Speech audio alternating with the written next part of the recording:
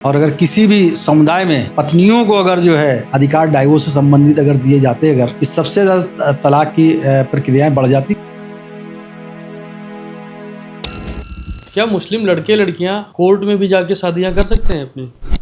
देखिए, अब जो आया हुआ है मैरिज रजिस्ट्रेशन, तो वैसे तो एक्चुअली अगर देखा जाए तो जो निकाहनामा है वही मैरिज सर्टिफिकेट है, लेकिन अब सरकार उसको रजिस्टर्ड कर रही है, तो रजिस्टर्ड कराने में कोई हर्ज नहीं है, कराना चाहिए। अगर वो उस निकाहनामा ना करवा के डायरेक्ट कोर्ट से शादी करवाना चाहें तो इसे लीगली रूप से, तो क्या ये पॉसिबल है? देखिए, हर समुदाय में पति पत्नी के रूप में रहने के लिए, जीवन निर्वाह के लिए धार्मिक संस्कार जरूरी है। और अगर कोई जा करके अपनी मर्जी से भी दो लोग साथ अगर रहते हैं तो बतौर पति पत्नी की तरह वो लोग भी रहते हैं, लेकिन अगर सामाजिक परिवेश में अगर देखा जाए तो इसकी कोई स्थान नहीं है। धार्मिक संस्कार होना जरूरी है पति पत्नी को रहने के लिए। अगर दो मुस्लिम डाइवोर्स लेना चाहें तो ये रिटर्न होता है या ओरल होता है? देखिए, डाइवोर्स अगर जो धार्मिक रीति रिवाजों का अगर कोई सही से अगर पालन अगर करता है तो ओरल भी तलाक माना जा सकता है। और अगर लोग धार्मिक नहीं अगर मानते हैं अपने आप को और वो सामाजिक परिवेश में अगर चलना चाहते हैं तो रिटर्न में भी है। सर, मुस्लिम लॉ में पतियों को ही क्यों ज़्यादा अवसर दिया गया है डाइवोर्स के लिए, जिससे वो तलाक बोल सकते हैं?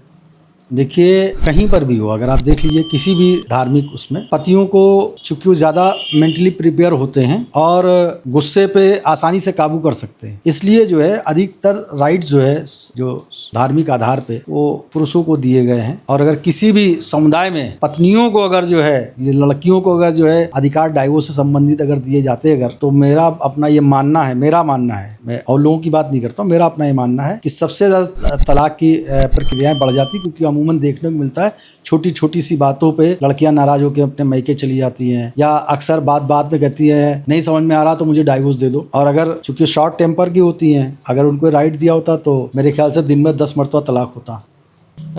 फैमिलीज का क्या रोल होता है? जैसे लड़की के जहाँ से शादी करके आती है उसके माता पिता का क्या इन्वॉल्वमेंट होता है डाइवोर्स के केसेस में?